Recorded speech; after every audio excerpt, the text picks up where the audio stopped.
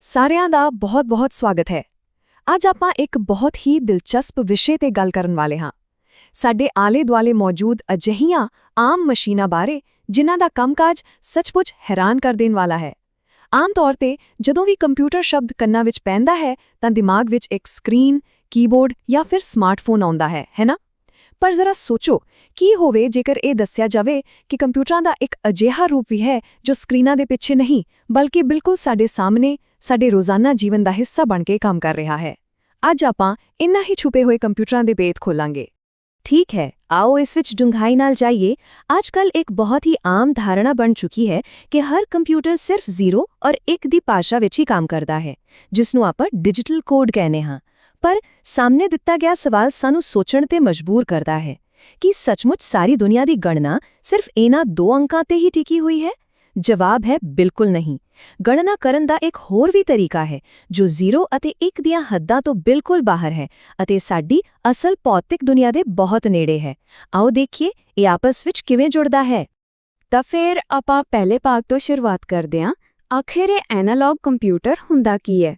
ਸਿੱਧੇ ਲਫ਼ਜ਼ਾਂ ਵਿੱਚ ਕਹੀਏ ਤਾਂ ਐਨਾਲੌਗ ਕੰਪਿਊਟਰ ਇੱਕ ਅਜਿਹਾ ਸਿਸਟਮ ਹੈ ਜੋ ਨਿਰੰਤਰ ਯਾਨੀ ਲਗਾਤਾਰ ਬਦਲਦੀਆਂ ਭੌਤਿਕ ਮਾਤਰਾਵਾਂ ਦੇ ਆਧਾਰ ਤੇ ਕੰਮ ਕਰਦਾ ਹੈ, ਜਿਵੇਂ ਕਿ ਤਾਪਮਾਨ ਕਿੰਨਾ ਹੈ, ਦਬਾਅ ਜਾਂ ਪ੍ਰੈਸ਼ਰ ਕਿੰਨਾ ਪੈ ਰਿਹਾ ਹੈ, ਰਫ਼ਤਾਰ ਕੀ ਹੈ ਜਾਂ ਬਿਜਲੀ ਦੀ ਵੋਲਟੇਜ ਕਿੰਨੀ ਹੈ। ਸਭ ਤੋਂ ਖਾਸ ਗੱਲ ਇਹ ਹੈ ਕਿ ਇਹ ਮਸ਼ੀਨਾਂ ਡਿਜੀਟਲ ਕੰਪਿਊਟਰਾਂ ਵਾਂਗ 0 ਅਤੇ 1 ਦੇ ਚੱਕਰ ਵਿੱਚ ਨਹੀਂ ਪੈਂਦੀਆਂ। ਇਸ ਦੀ ਬਜਾਏ ਇਹ ਅਸਲ ਦੁਨੀਆ ਦੇ ਮੁੱਲਾਂ ਨੂੰ ਸਿੱਧੇ ਤੌਰ ਤੇ ਪ੍ਰੋਸੈਸ ਕਰਦੀਆਂ ਹਨ, ਬਿਲਕੁਲ ਉਵੇਂ ਜਿਵੇਂ ਕੁਦਰਤ ਵਗਦੀ ਹੈ। ਇਸ ਨੂੰ ਥੋੜਾ ਹੋਰ ਆਸਾਨ ਕਰਕੇ ਸਮਝਦੇ ਹਾਂ। ਇਹ ਕੰਪਿਊਟਰ ਅਜਿਹੇ ਸਿਸਟਮ ਹੁੰਦੇ ਹਨ ਜੋ ਰੀਅਲ ਟਾਈਮ ਵਿੱਚ ਬਦਲਦੀ ਹੋਈ ਜਾਣਕਾਰੀ ਨੂੰ ਫੜਦੇ ਹਨ, ਯਾਨੀ ਜਿਵੇਂ-ਜਿਵੇਂ ਕੋਈ ਚੀਜ਼ ਅਸਲ ਸਮੇਂ ਵਿੱਚ ਬਦਲ ਰਹੀ ਹੈ, ਮੰਨ ਲਓ ਤਾਪਮਾਨ ਵਧ ਰਿਹਾ ਹੈ ਜਾਂ ਗੱਡੀ ਦੀ ਸਪੀਡ ਲਗਾਤਾਰ ਬਦਲ ਰਹੀ ਹੈ, ਇਹ ਸਿਸਟਮ ਉਸੇ ਪਲ ਉਸ ਜਾਣਕਾਰੀ ਨੂੰ ਗ੍ਰਹਿਣ ਕਰਦੇ ਹਨ ਅਤੇ ਬਿਨਾਂ ਕਿਸੇ ਦੇਰੀ ਦੇ ਨਤੀਜਾ ਦਿੰਦੇ ਹਨ। ਇੱਕ ਲਗਾਤਾਰ ਚੱਲਣ ਵਾਲੀ ਪ੍ਰਕਿਰਿਆ ਜੋ ਕਦੇ ਰੁਕਦੀ ਨਹੀਂ, ਬਸ ਸਮੇਂ ਦੇ ਨਾਲ ਚੱਲਦੀ ਰਹਿੰਦੀ ਹੈ। ਹੁਣ ਵਧਿਆਂ ਭਾਗ ਦੂਜੇ ਵੱਲ, ਅਸਲ ਦੁਨੀਆ ਦੇ ਐਨਾਲੌਗ ਉਪਕਰਣ। ਆਓ ਰੋਜ਼ਾਨਾ ਵਰਤੋਂ ਵਾਲੇ ਐਨਾਲੌਗ ਕੰਪਿਊਟਰਾਂ ਤੇ ਇੱਕ ਨਜ਼ਰ ਮਾਰੀਏ। ਸ਼ਾਇਦ ਸੁਣਨ ਵਿੱਚ ਲੱਗੇ ਕਿ ਇਹ ਕੋਈ ਵੱਡੀਆਂ ਸਾਇੰਸ ਲੈਬਾਂ ਵਿੱਚ ਰੱਖੀਆਂ ਮਸ਼ੀਨਾਂ ਹੋਣਗੀਆਂ, ਪਰ ਅਜਿਹਾ ਨਹੀਂ ਹੈ। ਅਸਲ ਵਿੱਚ ਇਹ ਬਹੁਤ ਹੀ ਆਮ ਟੂਲ ਜਾਂ ਉਪਕਰਣ ਹਨ ਜੋ ਸਾਡੇ ਵਾਤਾਵਰਣ ਨੂੰ ਮਾਪਣ ਲਈ ਸਾਡੇ ਘਰਾਂ, ਗੱਡੀਆਂ ਅਤੇ ਉਦਯੋਗਾਂ ਵਿੱਚ ਲਗਾਤਾਰ ਵਰਤੇ ਜਾ ਰਹੇ ਹਨ। ਆਓ ਇਹਨਾਂ ਵਿੱਚੋਂ ਹਰੇਕ ਉਦਾਹਰਣ ਨੂੰ ਧਿਆਨ ਨਾਲ ਸਮਝੀਏ। ਸਭ ਤੋਂ ਪਹਿਲੀ ਉਦਾਹਰਣ ਬਿਲਕੁਲ ਸਾਡੇ ਘਰਾਂ ਵਿੱਚ ਹੈ, ਥਰਮਾਮੀਟਰ। ਜਦੋਂ ਕਿਸੇ ਨੂੰ ਬੁਖਾਰ ਹੁੰਦਾ ਹੈ ਜਾਂ ਆਪਾਂ ਮੌਸਮ ਦਾ ਤਾਪਮਾਨ ਮਾਪਣਾ ਹੁੰਦਾ ਹੈ ਤਾਂ ਇਹਦੀ ਵਰਤੋਂ ਹੁੰਦੀ ਹੈ। ਇਹ ਕੋਈ ਡਿਜੀਟਲ ਅੰਕ ਨਹੀਂ ਗਿਣਦਾ। ਇਸ ਦੇ ਅੰਦਰ ਮੌਜੂਦ ਪਾਰਾ ਜਾਂ ਐਲਕੋਹਲ ਗਰਮੀ ਦੇ ਹਿਸਾਬ ਨਾਲ ਫੈਲਦਾ ਹੈ। ਇਹ ਗਰਮੀ, ਜੋ ਕਿ ਇੱਕ ਨਿਰੰਤਰ ਭੌਤਿਕ ਮਾਤਰਾ ਹੈ, ਨੂੰ ਮਾਪਦਾ ਹੈ ਅਤੇ ਸਿੱਧਾ ਤਾਪਮਾਨ ਦੱਸ ਦਿੰਦਾ ਹੈ। ਇਹ ਐਨਾਲੌਗ ਗਣਨਾ ਦੀ ਸਭ ਤੋਂ ਆਸਾਨ ਅਤੇ ਆਮ ਉਦਾਹਰਣ ਹੈ। ਸਾਡੀ ਦੂਜੀ ਉਦਾਹਰਣ ਹੈ ਗੱਡੀ ਦਾ ਸਪੀਡੋਮੀਟਰ। ਜਦੋਂ ਗੱਡੀ ਚੱਲ ਰਹੀ ਹੁੰਦੀ ਹੈ ਤਾਂ ਉਸ ਦੀ ਰਫ਼ਤਾਰ ਲਗਾਤਾਰ ਬਦਲਦੀ ਹੈ। ਉਹ ਰਫ਼ਤਾਰ ਟੁੱਟਵੇਂ ਅੰਕਾਂ ਵਿੱਚ ਨਹੀਂ, ਸਗੋਂ ਇੱਕ ਨਿਰੰਤਰ ਪ੍ਰਵਾਹ ਵਿੱਚ ਵਧਦੀ ਜਾਂ ਘਟਦੀ ਹੈ। ਸਪੀਡੋਮੀਟਰ ਦੀ ਸੂਈ ਉਸ ਬਦਲਦੀ ਹੋਈ ਰੀਅਲ ਟਾਈਮ ਸਪੀਡ ਨੂੰ ਸਿੱਧੇ ਤੌਰ ਤੇ ਮਾਪਦੀ ਹੈ ਅਤੇ ਡੈਸ਼ਬੋਰਡ ਤੇ ਦਿਖਾਉਂਦੀ ਹੈ। ਇਹ ਸਿਸਟਮ ਬਦਲ ਰਹੇ ਡੇਟਾ ਨੂੰ ਬਹੁਤ ਹੀ ਸੁਚਾਰੂ ਢੰਗ ਨਾਲ ਪ੍ਰੋਸੈਸ ਕਰਦਾ ਹੈ। ਇਸ ਤੋਂ ਬਾਅਦ ਵਾਰੀ ਆਂਦੀ ਹੈ ਵੋਲਟਮੀਟਰ ਦੀ। ਹੁਣ ਦੇਖੋ, ਬਿਜਲੀ ਇੱਕ ਅਦਿੱਖ ਤਾਕਤ ਹੈ ਜੋ ਤਾਰਾਂ ਵਿੱਚ ਲਗਾਤਾਰ ਵਗਦੀ ਹੈ। ਇਸ ਵਹਾਅ ਨੂੰ ਯਾਨੀ ਇਲੈਕਟ੍ਰੀਕਲ ਵੋਲਟੇਜ ਨੂੰ ਮਾਪਣ ਲਈ ਵੋਲਟਮੀਟਰ ਵਰਤਿਆ ਜਾਂਦਾ ਹੈ। ਇਹ ਉਪਕਰਣ ਬਿਨਾਂ ਕਿਸੇ ਡਿਜੀਟਲ ਬਦਲਾਵ ਦੇ ਸਿੱਧੇ ਤੌਰ ਤੇ ਬਿਜਲੀ ਦੇ ਪ੍ਰੈਸ਼ਰ ਨੂੰ ਮਾਪਦਾ ਹੈ।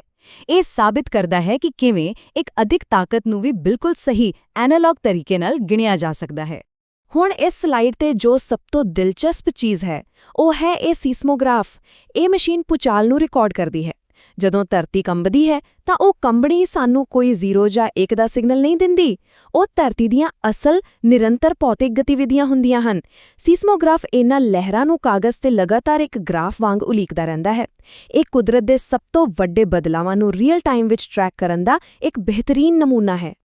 ਅੱਗੇ ਵਧਦੇ ਹਾਂ ਭਾਗ 3 ਵੱਲ, ਫਾਇਦੇ ਅਤੇ ਨੁਕਸਾਨ। ਆਓ ਪਹਿਲਾਂ ਇਹਨਾਂ ਦੇ ਕਮਾਲ ਦੇ ਫਾਇਦਿਆਂ ਤੇ ਨਜ਼ਰ ਮਾਰੀਏ।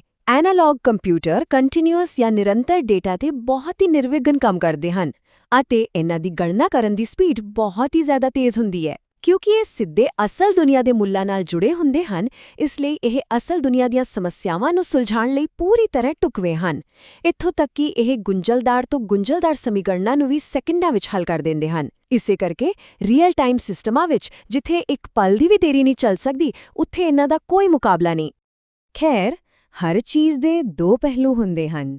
ਇਹਨਾਂ ਦੀਆਂ ਕੁਝ ਕਮੀਆਂ ਵੀ ਹਨ ਜਿਨ੍ਹਾਂ ਨੂੰ ਅਣਡਿੱਠ ਨਹੀਂ ਕੀਤਾ ਜਾ ਸਕਦਾ। ਸਭ ਤੋਂ ਵੱਡੀ ਕਮੀ ਇਹ ਹੈ ਕਿ ਇਹਨਾਂ ਦੇ ਨਤੀਜੇ ਬਿਲਕੁਲ 100% ਸਟੀਕ ਨਹੀਂ ਹੁੰਦੇ, ਸਗੋਂ ਲਗਭਗ ਯਾਨੀ ਅਪਰੋਕਸੀਮੇਟ ਹੁੰਦੇ ਹਨ। ਅਤੇ ਦੂਜੀ ਵੱਡੀ ਗੱਲ, ਇਹ ਡੇਟਾ ਨੂੰ ਸਟੋਰ ਯਾਨੀ ਸੰਭਾਲ ਕੇ ਰੱਖਣ ਵਿੱਚ ਪੂਰੀ ਤਰ੍ਹਾਂ ਅਸਮਰਥ ਹਨ। ਆਪਾਂ ਇਸ ਵਿੱਚ ਕੋਈ ਫਾਈਲ ਸੇਵ ਨਹੀਂ ਕਰ ਸਕਦੇ। ਬਸ ਇਨ੍ਹਾਂ ਹੀ ਖਾਸ ਸੀਮਾਵਾਂ ਕਰਕੇ ਅੱਜ ਦੇ ਆਧੁਨਿਕ ਦੌਰ ਵਿੱਚ ਇਹਨਾਂ ਦੀ ਵਰਤੋਂ ਕਾਫੀ ਹੱਦ ਤੱਕ ਘਟ ਗਈ ਹੈ। ਹੁਣ ਆਉਂਦੇ ਹਾਂ ਭਾਗ 4 ਤੇ, ਐਨਾਲੌਗ ਬਨਾਮ ਡਿਜੀਟਲ ਕੰਪਿਊਟਰ। ਆਓ ਇਹਨਾਂ ਦਾ ਆਮੋ-ਸਾਹਮਣੇ ਮੁਕਾਬਲਾ ਕਰੀਏ। ਅਤੇ ਇਹ ਚਾਰਟ ਬਹੁਤ ਹੀ ਸ਼ਾਨਦਾਰ ਤਰੀਕੇ ਨਾਲ ਦਰਸਾਉਂਦਾ ਹੈ ਕਿ ਅਸਲ ਫਰਕ ਕਿੱਥੇ ਹੈ। ਡੇਟਾ ਦੀ ਗੱਲ ਕਰੀਏ ਤਾਂ ਐਨਾਲੌਗ ਕੰਪਿਊਟਰ ਨਿਰੰਤਰ ਡੇਟਾ ਵਰਤਦੇ ਹਨ, ਜਦਕਿ ਡਿਜੀਟਲ ਕੰਪਿਊਟਰ ਡਿਸਕ੍ਰੀਟ ਡੇਟਾ ਜਿਵੇਂ ਕਿ 0 ਅਤੇ 1 ਤੇ ਚੱਲਦੇ ਹਨ। ਸਟੀਕਤਾ ਯਾਨੀ ਐਕਿਊਰੇਸੀ ਦੇ ਮਾਮਲੇ ਵਿੱਚ ਐਨਾਲੌਗ ਦੀ ਸਟੀਕਤਾ ਘੱਟ ਹੁੰਦੀ ਹੈ। ਇਹ ਸਿਰਫ ਲਗਭਗ ਨਤੀਜੇ ਦਿੰਦੇ ਹਨ, ਜਦਕਿ ਡਿਜੀਟਲ ਬਿਲਕੁਲ ਸਹੀ ਅਤੇ ਉੱਚ ਸਟੀਕਤਾ ਦਿੰਦੇ ਹਨ। ਅੰਤ ਵਿੱਚ ਜੇ ਉਪਯੋਗ ਦੀ ਗੱਲ ਕਰੀਏ ਤਾਂ ਐਨਾਲੌਗ ਕਿਸੇ ਇੱਕ ਖਾਸ ਕਾਰਜ ਲਈ ਬਣੇ ਹੁੰਦੇ ਹਨ, ਜਿਵੇਂ ਸਿਰਫ ਤਾਪਮਾਨ ਮਾਪਣਾ, ਪਰ ਡਿਜੀਟਲ ਕੰਪਿਊਟਰ ਆਮ ਕਾਰਜਾਂ ਲਈ ਹੁੰਦੇ ਹਨ ਜਿਨ੍ਹਾਂ ਤੇ ਆਪਾਂ ਵੀਡੀਓਜ਼ ਵੀ ਦੇਖ ਸਕਦੇ ਹਾਂ ਤੇ ਹਿਸਾਬ ਵੀ ਲਗਾ ਸਕਦੇ ਹਾਂ। ਇਸ ਸਾਰੀ ਚਰਚਾ ਦੇ ਅੰਤ ਵਿੱਚ ਇੱਕ ਬਹੁਤ ਹੀ ਡੂੰਘਾ ਸਵਾਲ ਦਿਮਾਗ ਵਿੱਚ ਆਉਂਦਾ ਹੈ। ਜੇਕਰ ਡਿਜੀਟਲ ਕੰਪਿਊਟਰ ਆਪਣੀ ਸਟੀਕਤਾ ਅਤੇ ਡੇਟਾ ਸਟੋਰੇਜ ਦੇ ਕਾਰਨ ਸਾਡੇ ਅੱਜ ਦੇ ਆਧੁਨਿਕ ਕੰਮਾਂ ਤੇ ਪੂਰੀ ਤਰ੍ਹਾਂ ਰਾਜ ਕਰ ਰਹੇ ਹਨ, ਤਾਂ ਕੀ ਸਾਡੀ ਅਸਲ ਭੌਤਿਕ ਦੁਨੀਆ, ਇਹ ਕੁਦਰਤ, ਸਮਾਂ ਅਤੇ ਗਤੀ, ਕੀ ਇਹ ਬੁਨਿਆਦੀ ਤੌਰ ਤੇ ਐਨਾਲੌਗ ਹੀ ਹੈ? ਜ਼ਰਾ ਸੋਚੋ, ਦੁਨੀਆ ਡਿਜੀਟਲ ਤਰੀਕੇ ਨਾਲ 0 ਅਤੇ 1 ਦੇ ਰੂਪ ਵਿੱਚ ਰੁਕ-ਰੁਕ ਕੇ ਨਹੀਂ ਚੱਲਦੀ, ਇਹ ਤਾਂ ਨਿਰੰਤਰ ਵਗਦੀ ਰਹਿੰਦੀ ਹੈ। ਅਤੇ ਸ਼ਾਇਦ ਇਸੇ ਲਈ ਭਾਵੇਂ ਆਪਾਂ ਡਿਜੀਟਲ ਯੁੱਗ ਵਿੱਚ ਜੀ ਰਹੇ ਹਾਂ, ਅਸਲ ਦੁਨੀਆ ਨੂੰ ਮਾਪਣ ਲਈ ਸਾਨੂੰ ਹਮੇਸ਼ਾ ਐਨਾਲੌਗ ਸੰਕਲਪਾਂ ਦੀ ਲੋੜ ਰਹੇਗੀ। ਇਸੇ ਦਿਲਚਸਪ ਵਿਚਾਰ ਨਾਲ ਆਪਾਂ ਅੱਜ ਦੀ ਇਹ ਚਰਚਾ ਖਤਮ ਕਰਦੇ ਹਾਂ। ਨਵੀਆਂ ਜਾਣਕਾਰੀਆਂ ਨਾਲ ਜੁੜੇ ਰਹਿਣ ਲਈ ਇਸੇ ਤਰ੍ਹਾਂ ਸਿੱਖਦੇ ਰਹੋ।